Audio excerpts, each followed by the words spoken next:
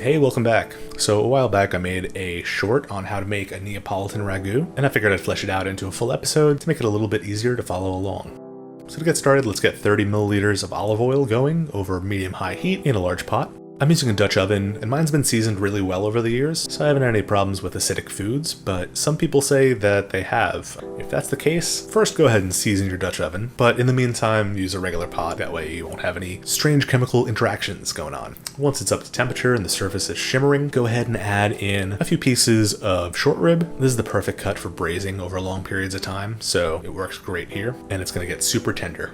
Next up, we have something called involtini, better known in the States as braciole. It's basically a roll of meat with different fillings inside. Now, it's best to use a cross cut of a roast, but I couldn't get anything like that, so I'm using a flank steak that I'm going to butterfly in half, so it's nice and thin. And then using some plastic wrap and a meat mallet, pound this out as thin as it'll go. Now you can really stuff this with anything you want, but I'm adding in some slices of garlic,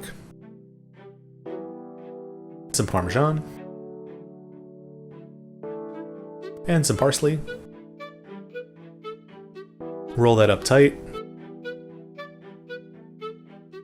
You can tuck the ends in if you want. And we're going to use a bit of kitchen twine to truss it on up. So loop it around, tie it at one end.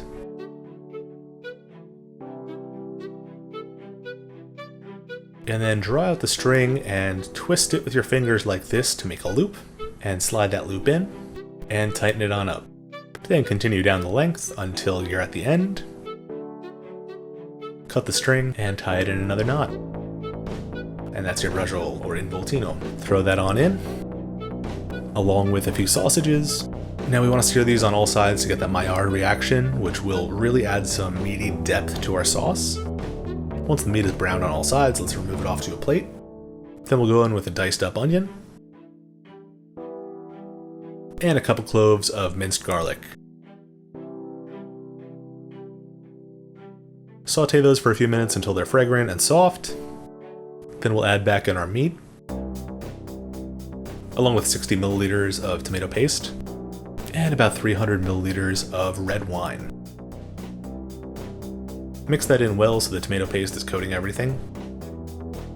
Then we'll go in with two 28-ounce cans, or about 1.5 liters of crushed tomatoes. I like using crushed tomatoes because that's what I was raised using in my pomodoro sauce, but it is probably more traditional to use a puree or passata, but I really do think the crushed texture is going to hold up really well in this stewing process and it will break down quite a bit. Rinse out one of those cans with some water and add that in. That should be about 200 milliliters. Adding in the water is going to buffer the tomatoes a little bit so they can develop their flavor over a long amount of time without reducing too much and getting too thick.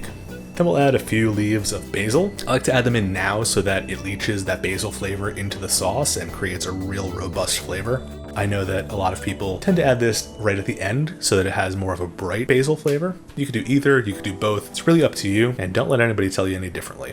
Now let's season that with a sprinkle of salt. Don't go overboard because we can always correct it at the end. So let's reduce that to a low simmer. We're talking 1 bubble per second, so if it's going any faster than that, lower it down. It's going to be going for a long time, so we don't want it rolling, boiling. And now we'll cover it partially. That'll let some of the evaporation out so that it can reduce a little bit. Now we're going to let this go for about 5 hours. So I recommend starting it at lunch and letting it go until dinner time. And while that's stewing away, go ahead and click that big red subscribe button down below. We got new recipes out every week. And as those 5 hours are drawing to a close, let's go ahead and boil up some pasta. I'm using this one, it's called galamad, which I guess is a play on its shape. To me it looks like a narrower spaghetti, but you could use rigatoni, really any shape that holds a thick tomato sauce well, use it. So bring a liter of water to a rolling boil, add in a pinch or two of salt, throw in your pasta, and cook it according to the instructions. Some take longer than others. This one takes about 15 minutes because it's so thick. And once that's done, go ahead and serve it up with a nice healthy side of sauteed asparagus. This is just sauteed in olive oil with some garlic and crushed red pepper and some salt. Very basic. We're going to serve the meat to the side of that, some short rib, some braciole, and a sausage. Then we can strain out our pasta, dump it into a bowl, and ladle on some of our ragu.